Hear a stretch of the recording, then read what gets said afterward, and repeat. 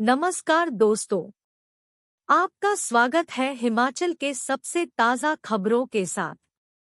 आज हम आपको 21 सितंबर 2023 के मुख्य समाचार प्रस्तुत करेंगे। हिमाचल के विकास, पर्यटन और सामाजिक क्षेत्र की ताज़ा जानकारी के लिए हमारे साथ रहें। नई ऊर्जा नीति लाएगी प्रदेश सरकार, सुक्खू बोले। पूर्व सरकार ने हिमाचल के हितों को बेचने का किया प्रयास। प्रदेश सरकार नई ऊर्जा नीति के तहत काम करेगी। यह बात मुख्यमंत्री सुखविंदर सिंह सुक्खू ने कही। विधानसभा में एक सवाल के जवाब में सीएम ने कहा कि पूर्व सरकार के कार्यकाल में हिमाचल के हितों को बिजली परियोजनाओं को बेचने का प्रयास किया है। कांग्रेस के समय में हिमाचल का शेयर 12% था, लेकिन पूर्व सरकार के समय में शुरुआती 10 साल तक 4%, 10 से 25 साल तक 8% और 25 से 40 साल तक 12% तय किया गया। अब राज्य सरकार ने नई नीति में बदलाव किए हैं। अब इस पॉलिसी में ही हिमाचल में परियोजना लगाने की अनुमति मिलेगी। उन्होंने कहा कि नई ऊर्जा नीति के तहत एसजेवीएनएल ने राज्य सरकार को पत्र भेजा है और वह सरकार से बातचीत के लिए तैयार है। उन्होंने कहा कि हरियाणा हिमाचल से प्रोजेक्ट मांग रहे हैं। ऊर्जा पॉलिसी को जो मान लेगा, उसका स्वागत है। मुख्यमंत्री सुखविंदर सिंह सुक्खू सदन में पूर्व ऊर्जा मंत्री सुखराम चौधरी के सवालों का जवाब दे रहे थे। पूर्व सरकार की नीति और नीयत साफ थी। विधायक सतपाल सत्ती ने अपने संबोधन के दौरान मुख्यमंत्री को जवाब दिया। उन्होंने कहा कि पूर्व सरकार ने हिमाचल में ज्यादा से ज्यादा प्रोजेक्ट लाने के लिए पॉलिसी में बदलाव किया था। पूर्व सरकार की नीति और नीयत बिल्कुल साफ थी। उन्होंने कहा कि मौजूदा सरकार ने भी पॉलिसी में बदलाव किए हैं। अब आने वाले दिनों में इसके परिणाम भी सामने आने चाहिए। वैज्ञानिक तरीके से खनन को मंजूरी जरूरी। मंत्री हर्षवर्धन चौहान ने कहा कि नदी के किनारे 7.5 करोड़ टन रेत और बजरी आ रही है। 80 लाख टन ही निकाल पा रहे हैं, जबकि 10% ही निकाल पा रहे हैं। बीबीएनडी क्षेत्र रेत और बजरी से भरे चुके हैं। नदी का किनारा 1 से 1.5 फुट ऊपर उठ रहा है। पावटा और मंडवाला में दूसरे राज्यों के लोग माइनिंग कर रहे हैं। वैज्ञानिक तरीके से खनन करना होगा। पच्छाद में शिलान्यास पर प्रधान को नोटिस। नेता प्रतिपक्ष जयराम ठाकुर ने पच्छाद में शिलान्यास पर पंचायत प्रधान को नोटिस जारी करने का मामला उठाया। उन्होंने कहा कि सांसद, विधायक और प्रधान की मौजूदगी में शिलान्यास किया गया था। इस पर मंत्री हर्षवर्धन चौहान ने कहा कि शिलान्यास से पहले सरकार से अनुमति नहीं ली गई और शिलान्यास पट्टिका में ऐसे व्यक्ति का नाम लिखा था जो चुना हुआ प्रतिनिधि नहीं है। केंद्र को भेजेंगे 12,000 करोड़ की मदद का संकल्प। राष्ट्रीय आपदा का प्रस्ताव ध्वनि मत से पारित। सीएम बोले, केंद्र से मदद आएगी तो सदन में करेंगे धन्यवाद। हिमाचल में आई त्रासदी को राष्ट्रीय आपदा घोषित करने का प्रस्ताव ध्वनि मत से पारित हो गया है। राज्य सरकार ने केंद्र से संकल्प प्रस्ताव के माध्यम से 12,000 करोड़ की आर्थिक मदद मांगी है। इस प्रस्ताव को सदन में वोटिंग के लिए लाया गया तो विपक्ष ने कोई प्रतिक्रिया नहीं दी, जबकि सत्ता पक्ष ने ध्वनि मत से इसे पारित कर दिया। मुख्यमंत्री सुखविंदर सिंह सुक्खू ने कहा कि पिछले 2 महीने से प्रदेश आपदा से गुजर रहा है और ऐसी आपदा पहले नहीं हुई।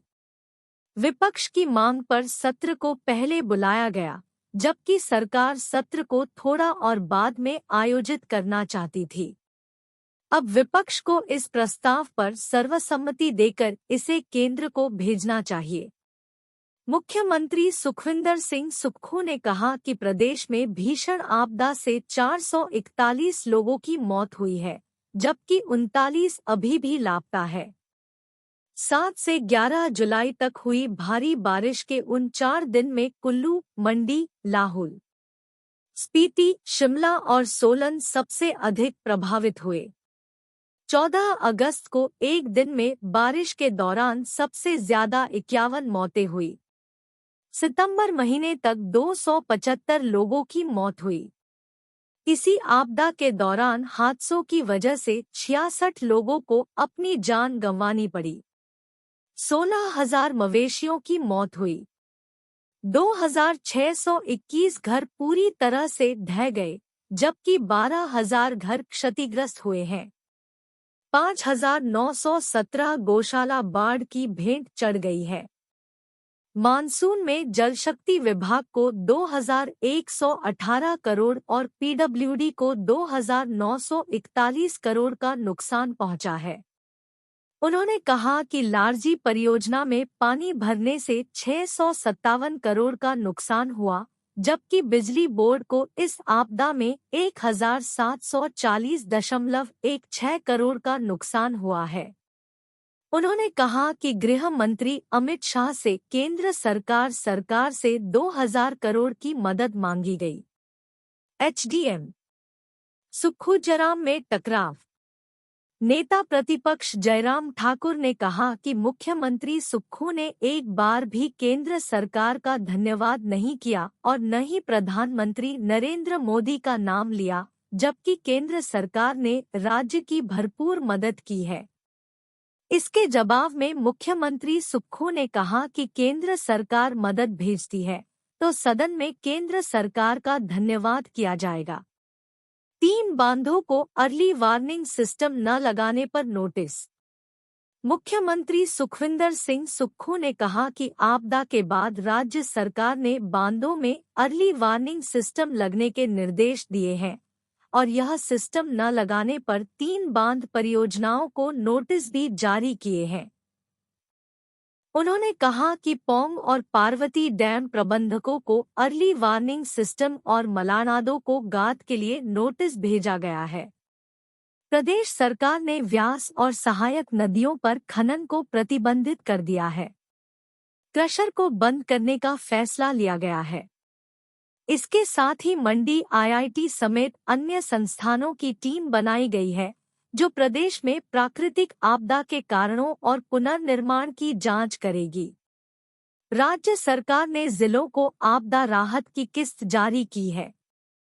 बद्दी के उद्योग में आयकर विभाग की टीम की दबिश, अधिकारियों ने कब्जे में लिया रिकॉर्ड, कर्मियों में हड़कंप। औद्योगिक क्षेत्र बद्दी के तहत काठा स्थित हेल्थ सप्लीमेंट निर्माता उद्योग में आयकर विभाग ने दबिश दी और जरूरी दस्तावेज कब्जे में लिए। बुधवार सुबह शुरू हुई यह कार्रवाई देर रात तक जारी रही। दिल्ली से आई आयकर विभाग के अधिकारियों ने स्थानीय पुलिस के सहयोग से कॉस्मिक न्यूट्राकोस सोल्यूशन प्राइवेट लिमिटेड में दबिश दी और छानबीन शुरू की। आयकर विभाग की छापामारी की भनक लगते ही उद्योग में अफरा तफरी मच गई। उद्योग में काम करने वाले कर्मचारियों को भी भवन के बाहर ही रोक दिया गया। विभाग के अधिकारी 3 गाड़ियों में आए और बद्दी पुलिस के सहयोग से काठा स्थित उद्योग में दबिश देकर रिकॉर्ड खंगालना शुरू कर दिया है। डीएसपी बद्दी प्रियंक गुप्ता ने बताया कि आयकर विभाग की टीम ने पुलिस सहायता के लिए संपर्क किया था। उन्हें सुबह ही पर्याप्त पुलिसकर्मी मुहैया करवा दिए गए थे। कालका शिमला रेलवे ट्रैक पर 2.5 महीने बाद बुधवार से रेल सेवाएं शुरू हो गई है। रेलवे विभाग ने कालका से सोलन तक 2 ट्रेनें चलाई गई। पहली ट्रेन सुबह कालका से 04:30 पर चलकर 7:25 पर सोलन पहुंची। वहीं कालका से 12 बजे चलकर 3:15 बजे सोलन पहुंची। ऐसे में जो पर्यटक टॉय ट्रेन का लुत्फ लेना चाहते हैं, उनके लिए यह राहत की बात है। हालांकि रेलवे बोर्ड द्वारा कालका से कोटी तक 2 गाड़ियां पहले ही चलाई जा रही है, लेकिन अब इसे सोलन रेलवे स्टेशन तक चलाया जाएगा। अब सलोगड़ा से शिमला तक बहाल करने पर जोर दिया जा रहा है। रेलवे स्टेशन के स्टेशन मास्टर दिनेश शर्मा ने बताया कि कालका सोलन ट्रेन चलने से रौनक लौट आई है। बुधवार को ट्रेन के स्टेशन पर पहुंचते ही यात्रियों का स्वागत किया गया। बागबान को 22.71 लाख की चपत। ठियोग में यूपी के सेब कारोबारी ने ठगे पैसे, छानबीन शुरू। शिमला जिला के ठियोग में सेब कारोबारी से सेब खरीद के नाम पर 22.71 लाख की ठगी का मामला सामने आया है। सेब कारोबारी ने मामले की शिकायत पुलिस के पास दर्ज करवाई है। पुलिस ने पीड़ित सेब कारोबारी की शिकायत के आधार पर आरोपी के खिलाफ केस दर्ज कर कार्रवाई शुरू कर दी है। शिकायतकर्ता इशू वर्मा पत्नी कुलदीप वर्मा निवासी गांव हलाई तहसील ठियोग जिला शिमला ने पुलिस को दी शिकायत में आरोप लगाया है कि उनके पति Kuldeep Verma Messrs INN traders VPO सारीवन तहसील ठियोग जिला शिमला में सेब खरीद फरोख्त का काम करते हैं। शिकायतकर्ता ने बताया कि इसके लिए उन्होंने उपनिदेशक कृषि विपणन शिमला, हिमाचल प्रदेश से लाइसेंस लिया है, जो इशू वर्मा के नाम पर है। शिकायतकर्ता ने बताया कि वर्ष 2021 में सेब व्यापारी बसरुद्दीन पुत्र ग्यासुद्दीन निवासी ग्राम मोंडी डाकघर गलौठी जिला हापुड़ उत्तर प्रदेश ने उनकी फर्म से लगभग 77,01,481 रुपए के सेब खरीदे थे। शिकायतकर्ता का आरोप है कि उक्त राशि में से बसरुद्दीन ने करीब 54,30,000 रुपए का भुगतान कर दिया। इसके अलावा शेष राशि 22,71,481 देने में बसरुद्दीन आनाकानी कर रहा है। शिकायतकर्ता का आरोप है कि ये लोग काफी देर से उसे बुला रहे हैं, लेकिन वह कोई न कोई बहाना बनाकर टालमटोल कर रहा है। बसरुद्दीन ने धोखे से उनके सेब खरीद लिए हैं और भाग गया है। DSP ठियोग सिद्धार्थ शर्मा का कहना है कि पीड़ित की शिकायत के आधार पर पुलिस ने सेब खरीद के नाम पर ठगी के मामले में 420 IPC के तहत केस दर्ज कर कार्रवाई शुरू कर दी है। हिंदू बन लड़की भगाई, राजौरी में किया निकाह। मंडी के बल्ह में पेश आया लव जिहाद का मामला। मंडी जिला की बल्ह तहसील के एक गांव की युवती के साथ लव जिहाद का मामला सामने आया है। जम्मू कश्मीर के एक युवक ने सोनूबन बल्ह तहसील की एक लड़की को अपने प्यार के जाल में फंसाया और फिर उसे राजौरी ले गया। यहां पहुंचने के बाद पता चला कि सोनू हिंदू नहीं है, बल्कि उसका असली नाम अयाज खान है। राजौरी में जबरदस्ती युवती का धर्म परिवर्तन करवाया कर निकाह किया गया। कई दिन युवती को कमरे में बंद कर मारपीट की गई। किसी तरह से युवती ने अपने माँ बाप के पास अयाज खान का आधार कार्ड भेजा तो माता पिता ने बेटी की गुमशुदगी की FIR दर्ज करवाई। पुलिस माँ बाप को संग लेकर राजौरी से बेटी को तो ले आई, लेकिन आरोपी फरार हो गए। यही नहीं, आरोपियों ने अब एक दिन युवती के घर पहुंचकर उसके भाई व परिजनों के साथ मारपीट की और धमकियां देकर फरार हो गए। युवती ने SP मंडी के पास पहुंचकर सारी आपबीती सुनाई है। उक्त युवक उसके पिता के साथ काम करता था और धीरे धीरे उसका घर पर आना शुरू हुआ। कुछ ही दिनों में मैं उसके प्यार में पड़कर राजौरी चली गई। वहां जाकर उसे पता चला कि वो विशेष समुदाय से हैं। आरोपियों की तलाश। वरिष्ठ पुलिस अधीक्षक मंडी सौम्या सामशिवन ने बताया कि आरोपियों के मोबाइल नंबर के जरिए उनकी तलाश की जा रही है। कई जगहों पर उनकी तलाश की गई है। जल्द ही आरोपी पुलिस की गिरफ्त में होंगे। पहले बहन बनाया, फिर प्यार का इजहार। आरोपी ने पहले युवती को बहन बनाया और बाद में प्यार का इजहार किया।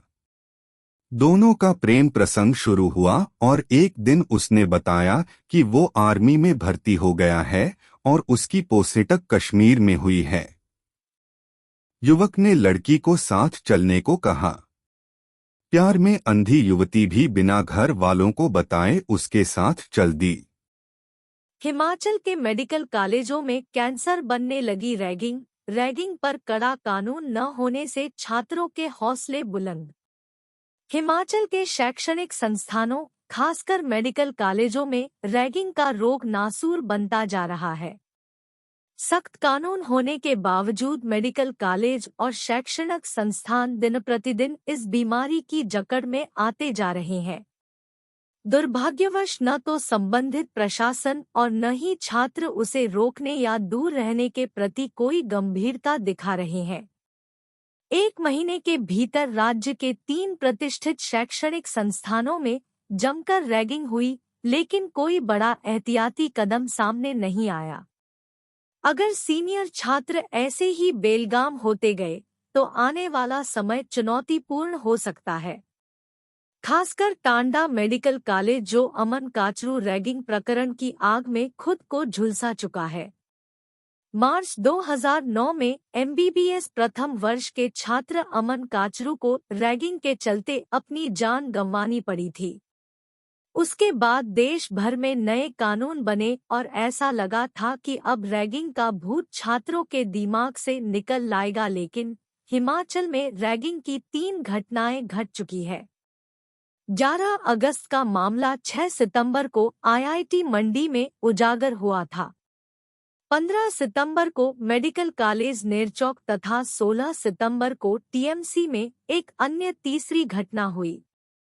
क्या प्रदेश सरकार भी रैगिंग के प्रति गंभीर है या नहीं, यह विचारणीय है। MBBS डॉक्टरों को भी भविष्य का कोई खौफ नहीं है, जो कि अपने माँ बाप की जीवन भर की पूंजी की भी परवाह नहीं कर रहे। कहाँ सोई सरकार व प्रशासन। अति प्रतिष्ठित शैक्षणिक संस्थानों में रैगिंग के लगातार मामले आ रहे हैं, पर न तो प्रदेश सरकार और न ही संबंधित संस्थानों के प्रशासन पर कोई असर हो रहा है। अनुशासनहीन छात्र बेलगाम हो रहे हैं और जिन अफसरों पर रैगिंग रोकने की जिम्मेदारी है, वे अपनी सुस्ती जगजाहिर कर रहे हैं।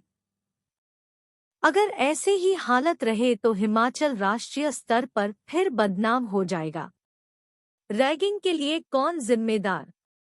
ऐसी रैगिंग की घटनाएं क्यों घट रही है? अभी हाल ही में देश की बड़ी IIT मंडी में रैगिंग की घटना घटी थी। इसके बाद हिमाचल के SLBS राजकीय मेडिकल कॉलेज नेरचौक मंडी में 2022 बैच के 6 डॉक्टरों के द्वारा 2023 के नए प्रशिक्षु डॉक्टरों के साथ रैगिंग करने पर 25,000 रुपये के जुर्माने के साथ 6 महीने के लिए हॉस्टल से तथा 3 महीनों के लिए कक्षाओं से निष्कासित किया है। वर्ष 2009 में हिमाचल सरकार ने एक आदेश जारी किए थे कि रैगिंग के आरोपियों को 50,000 रुपये का जुर्माना व 3 साल की जेल की सजा दी जाएगी। लेकिन सवाल यह है कि इस तरह की रैगिंग की घटनाओं को जिम्मेदार कौन है? अमन काचरू प्रकरण से भी सीख नहीं। टांडा मेडिकल कॉलेज में 7 मार्च 2009 को हुई रैगिंग की घटना ने पूरे भारत को झकझोर कर रख दिया था। इस रैगिंग की घटना में 19 वर्षीय प्रशिक्षु डॉक्टर अमन काचरू गंभीर चोटों के बाद काल के ग्रास में समा गया था।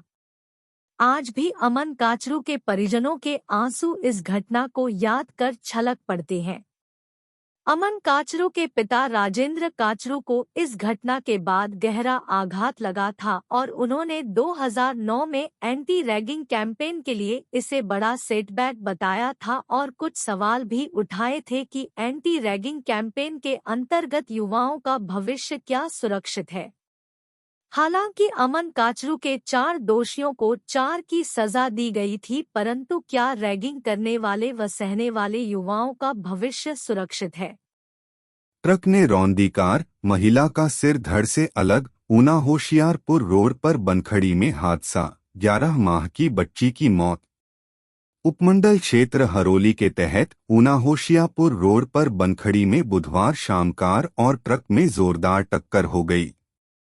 इस हादसे में एक महिला की गर्दन धड़ से अलग हो गई तथा 11 महीने की बच्ची की मौत हो गई।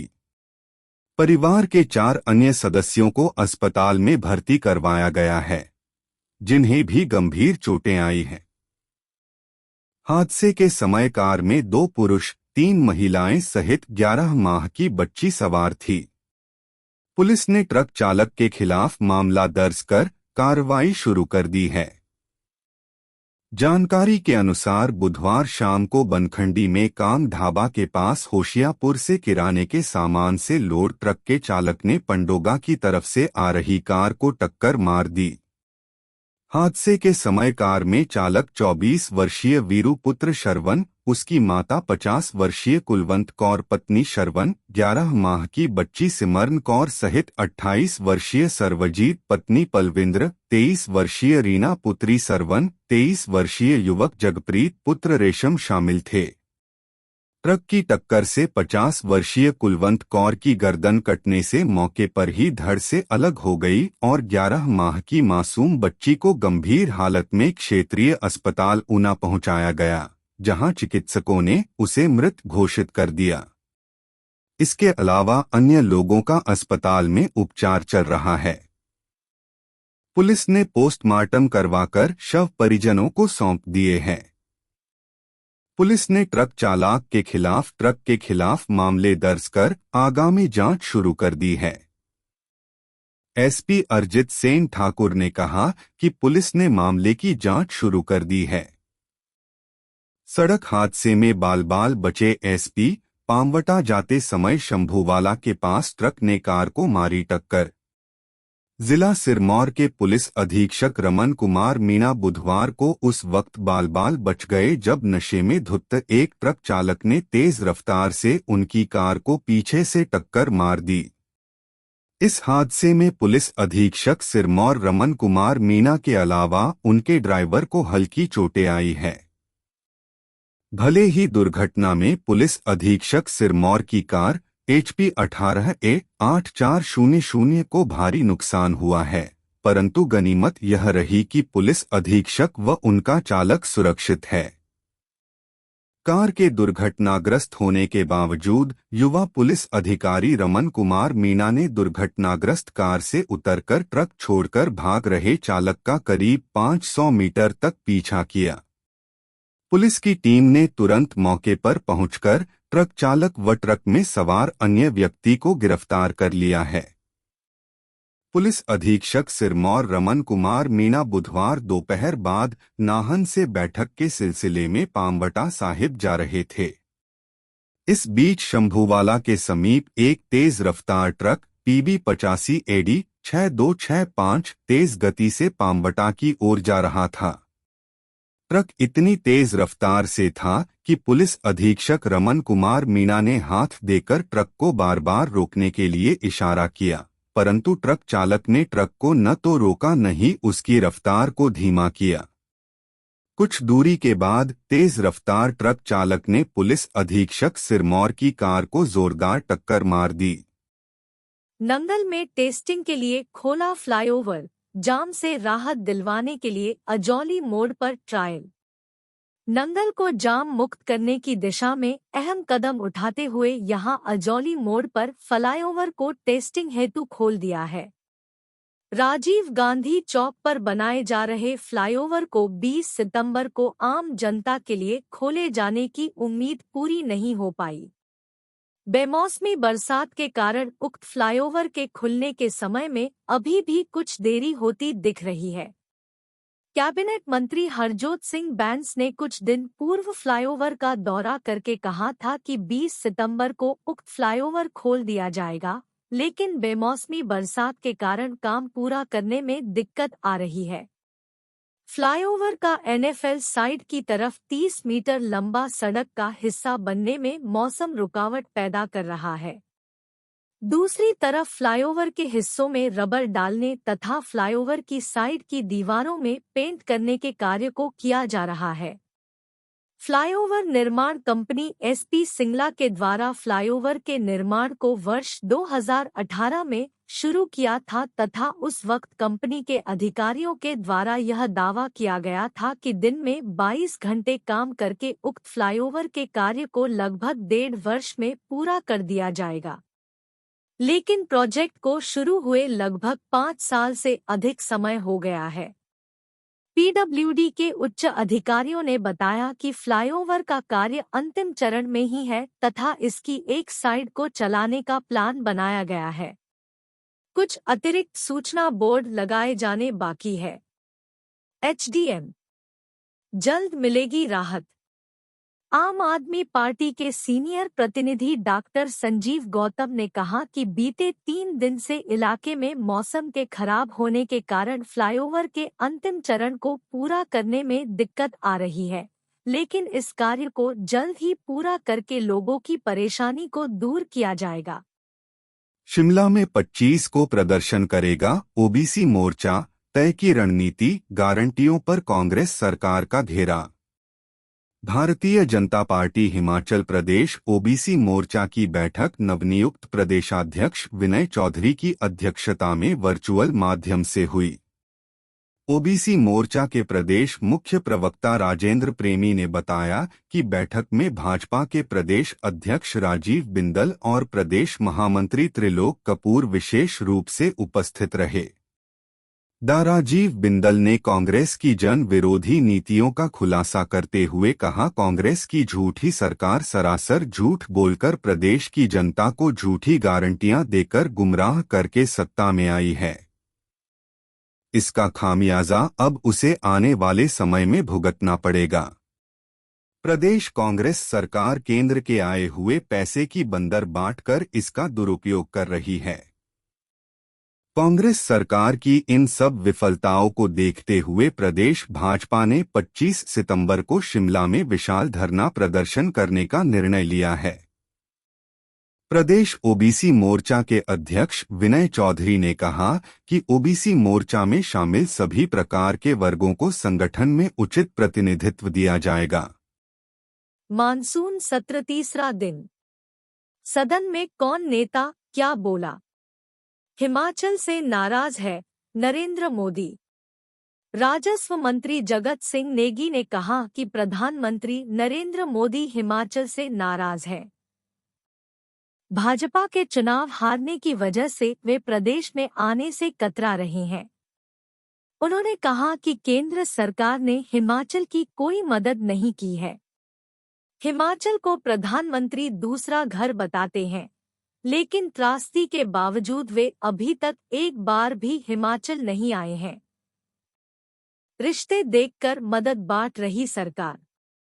विधायक सुखराम चौधरी ने कहा कि प्रदेश सरकार ने मानसून प्रभावित परिवारों को पर्याप्त मदद नहीं दी है। उन्होंने कहा कि 41 परिवार प्रभावित हुए हैं। इनमें 33 परिवारों को 1000 से 2000 रुपए दिए गए, जबकि सिरमौर जिला में ही एक अन्य विधानसभा में 1-1 लाख रुपए बांट दिए। पहचान वालों की ही मदद की जा रही है। राष्ट्रीय आपदा में मिलेगा अधिक फंड। विधायक भवानी सिंह पठानिया ने कहा कि विपक्ष भी केंद्र से मदद लेने से सहमत है। विपक्ष को राष्ट्रीय आपदा की स्थिति को समझना होगा। उन्होंने कहा कि प्रदेश में प्रकृति और मानव निर्मित आपदा है। इस पर दोनों पक्ष सहमत है। राष्ट्रीय आपदा घोषित किया जाता है तो रिलीफ फंड केंद्र से मिलेगा। राष्ट्रीय फंड में 90% धनराशि केंद्र सरकार देगी। पीडब्ल्यूडी बिजली बोर्ड का काम बेहतर। विधायक केएल ठाकुर ने कहा कि त्रासदी में राज्य सरकार और नेता प्रतिपक्ष राहत के लिए कदम उठाया है। सभी विधायक अपने अपने क्षेत्र में राहत कार्य को अंजाम दे रहे हैं। जिन भवनों में दरारें आई हैं, उन्हें क्षतिग्रस्त की श्रेणी में रखना होगा। बिजली बोर्ड और पीडब्ल्यूडी का काम सराहनीय रहा है। तय समय पर वैकल्पिक व्यवस्था की गई। संपर्क मार्ग खोलने को नहीं मिली राशि। विधायक रीना कश्यप ने कहा कि केंद्र सरकार ने महिला आरक्षण का फैसला किया है, उसका स्वागत करना चाहिए। सरकार की राहत राशि में पक्षपात हो रहा है। सरकार ने 1,30,000 रुपए की धनराशि देने का फैसला किया था, जबकि यह धनराशि हजारों में भी नहीं मिल पा रही है। संपर्क मार्ग अभी भी बंद है। चौपाल में लाखों रुपए बांटे गए, लेकिन पच्छाद में धनराशि नहीं दी गई। अटल टनल का जल्दबाजी में उद्घाटन। लाहौल स्पीति के विधायक रवि ठाकुर ने कहा कि अटल टनल का उद्घाटन आनन-फानन में किया गया है। सुरंग में पानी आ रहा है। हादसा होने से पहले केंद्र सरकार और बीआरओ को इसका संज्ञान लेना चाहिए। अटल टनल का शिलान्यास सोनिया गांधी की पट्टिका लगी थी और अब इसे गायब कर दिया गया है। इस पट्टिका को दोबारा लगाया जाए और पट्टिका हटाने वाले पर एफआईआर दर्ज हो। इग्नोर हो रहा सुजानपुर विधानसभा क्षेत्र। विधायक प्रकाश राणा ने कहा कि उनके क्षेत्र के 3 लोगों की मौत हुई है। सरकार की तरफ से पर्याप्त मदद नहीं मिल पाई है। उनकी विधानसभा में सड़कों को भारी नुकसान पहुंचा है और 120 मकान धराशायी हुए हैं। अभी तक विधानसभा क्षेत्र में 77 लाख की मदद मिली है, जबकि नुकसान करोड़ों रुपए का हुआ है। उन्होंने कहा कि उनके क्षेत्र को इग्नोर किया जा रहा है। प्रभावितों को जमीन दे सरकार। विधायक संजय रतन ने कहा कि प्रदेश में सड़कों और पेयजल स्कीमों को नुकसान पहुंचा है। इन्हें दोबारा व्यवस्थित करने की जरूरत है। उन्होंने कहा कि 70 लोग रेत के टीले पर फंस गए थे। प्रशासन की मदद से उन्हें निकाला गया। खुंडिया में फॉरेस्ट लैंड होने से मुश्किल आ रही है। गांव में किराए के घर नहीं मिल रहे हैं। सरकार ऐसे लोगों को जमीन मुहैया करवाए। आनी में 45 करोड़ की जरूरत।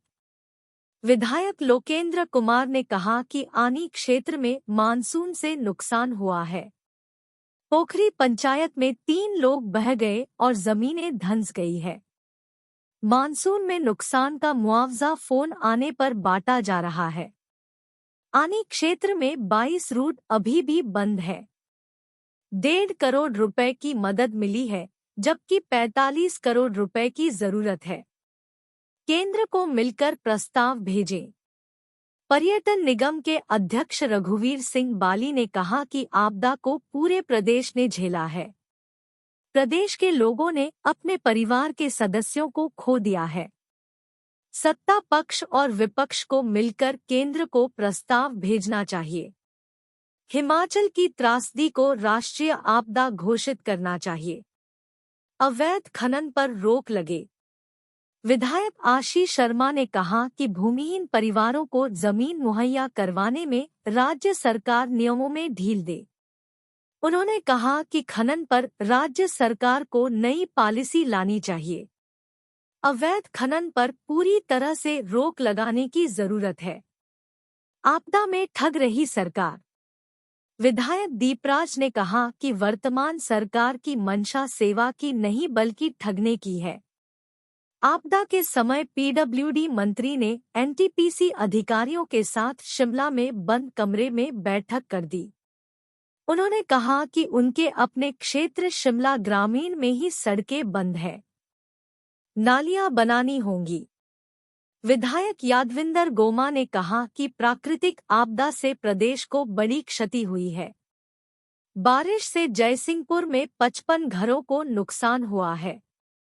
डंगों के निर्माण के लिए 2.5 करोड़ रुपए की मंजूरी मनरेगा से मिल चुकी है। सड़क किनारे कलरवट और नालियों का प्रबंध करना जरूरी है। 35 घरों को हुआ नुकसान। विधायक रणवीर सिंह निक्का ने कहा कि उनके क्षेत्र में बरसात से 35 घरों को नुकसान पहुंचा है। घरों के नुकसान की रिपोर्ट एसडीएम कार्यालय को भेज दी गई है। उन्होंने कहा कि हाथीधार सड़क अभी भी बंद है। इसके अलावा 4 सड़कें बुरी तरह से प्रभावित हैं। जल्द से जल्द स्टोन क्रशर को दोबारा बहाल किया जाए। प्रदेश को आगे बढ़ाने के प्रयास किए जाने चाहिए। कुलपति तैनाती को बदलेगा कानून। पालमपुर नौणी विश्वविद्यालय के लिए विधानसभा में रखा संशोधन विधेयक।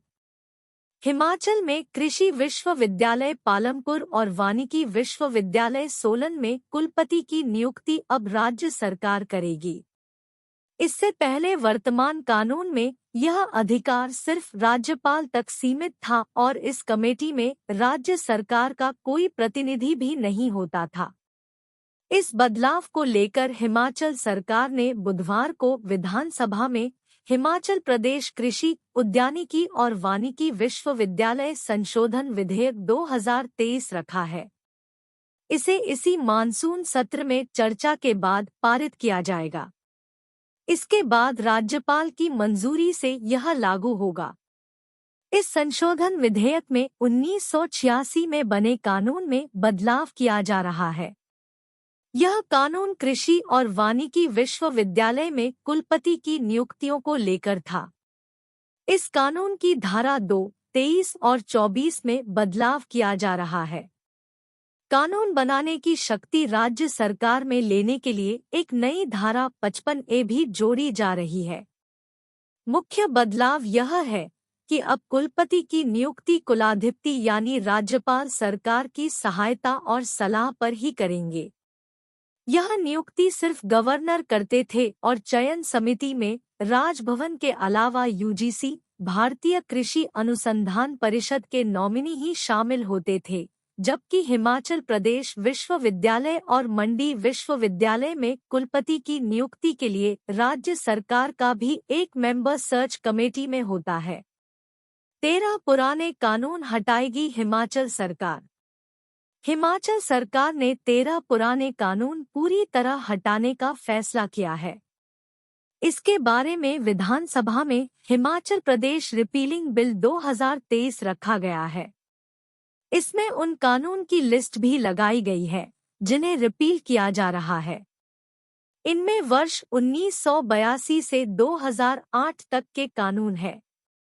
इनमें Himachal Pradesh administrative tribunal act 2008, Himachal Pradesh paramedical council act 2003, Himachal Pradesh protection of interest of depositors act 1999, Himachal Pradesh preservation of forest and maintenance का supply of forest based essential commodities act 1984, the Punjab profession trade act 1968, the Punjab labour welfare fund act 1965, the Himachal Pradesh private forest act 1954, the Punjab तंबाकू vendors fees act 1953, the agriculturist loan act 1884 और the presidency small cause court act 1882 शामिल है। नए manual से मिलेगा फसलों के नुकसान का मुआवजा। लाहौल स्पीति में फसल बर्बाद होने के मामले में बोले कृषि मंत्री। मानसून में किसानों को हुए फसलों का नुकसान नए मैनुअल के हिसाब से दिया जाएगा। कृषि मंत्री चंद्र कुमार ने कहा कि कुल्लू मंडी में सड़कें अवरुद्ध होने से लाहौल स्पीति में फसलों को नुकसान पहुंचा है। किसानों को फसल फेंकनी पड़ी है। बीमा के दायरे में रबी और खरीफ की फसलें आती हैं, जबकि सब्जियां बीमा की परिधि में नहीं आती हैं। प्रदेश सरकार ने अब मैनुअल में बदलाव किया है। इसमें गैर सिंचित क्षेत्रों में फसल तैयार करने पर 8,500 प्रति हेक्टेयर और सिंचाई वाले क्षेत्रों में 17,000 प्रति हेक्टेयर मदद करेंगे। इसके अलावा 2,000 रुपये प्रति किसान मदद करेगी। मानसून सीजन में प्रदेश में 2 करोड़ 80 लाख का नुकसान हुआ है। वह विधायक रवि ठाकुर के विशेष ध्यानाकर्षण प्रस्ताव का जवाब दे रहे थे। इससे पहले विधायक रवि ठाकुर ने कहा कि लाहौल स्पीति में मानसून की वजह से सड़कें तबाह हो गई। मानसून की तबाही से सड़कें टूट गई और किसानों की फसल मंडी तक नहीं पहुंच पाई। नितिन गडकरी ने कुल्लू मंडी दौरे में जो आश्वासन दिए थे, उससे कितनी मदद लाहौल स्पीति के किसानों को मिली है? बरसात में कंडीप टोला और पंडोह से जाने वाले दोनों मार्ग क्षतिग्रस्त रहे। फसलें मंडी तक नहीं पहुंच पाई। उन्होंने कहा कि किसानों को उचित मुआवजा दिया जाए।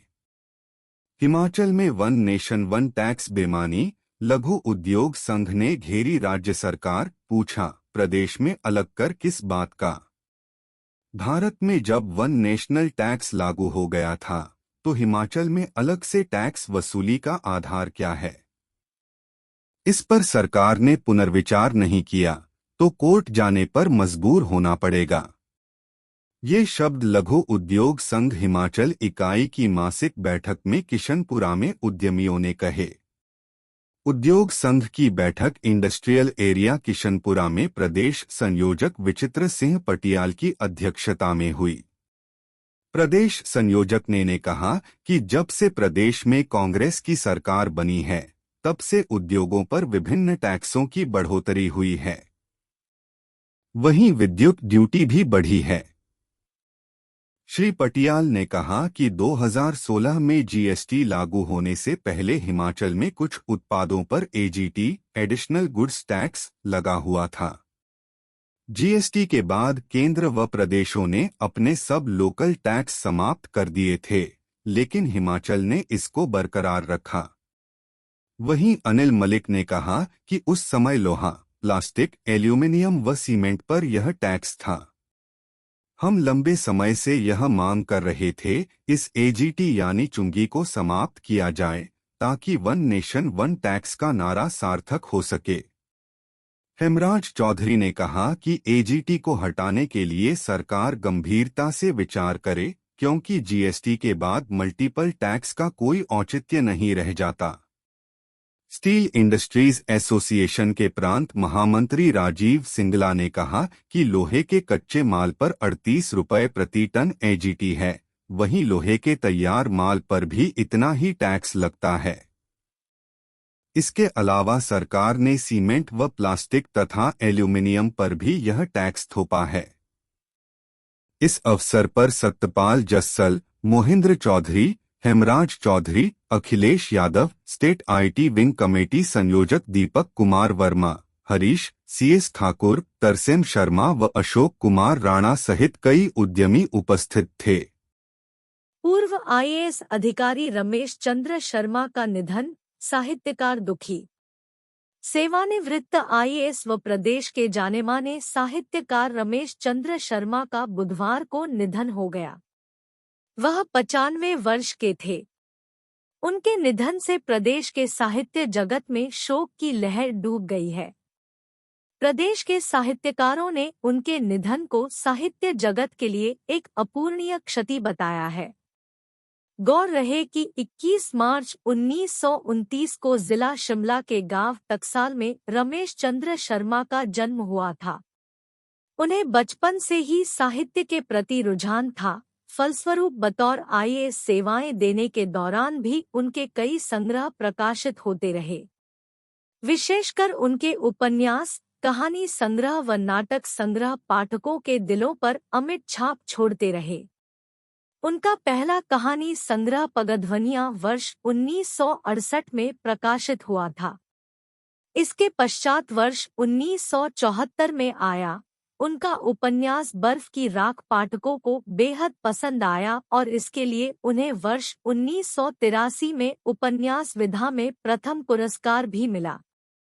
प्रदेश के जानेमाने साहित्यकार डा हेमराज कौशिक ने उनके निधन पर शोक जताया है। डा कौशिक ने बताया कि उनके चले जाने पर गहरा शोक है। ये थीं हिमाचल के ताज़ा समाचार आज के दिन के लिए। हिमाचल के सभी लोगों को इन खबरों के साथ बड़ी खुशी होगी। हमें अपने प्रदेश के विकास में जुटे रहने का गर्व है और हम आशा करते हैं कि आने वाले दिनों में और भी अच्छी खबरें हमें मिलेंगी। धन्यवाद।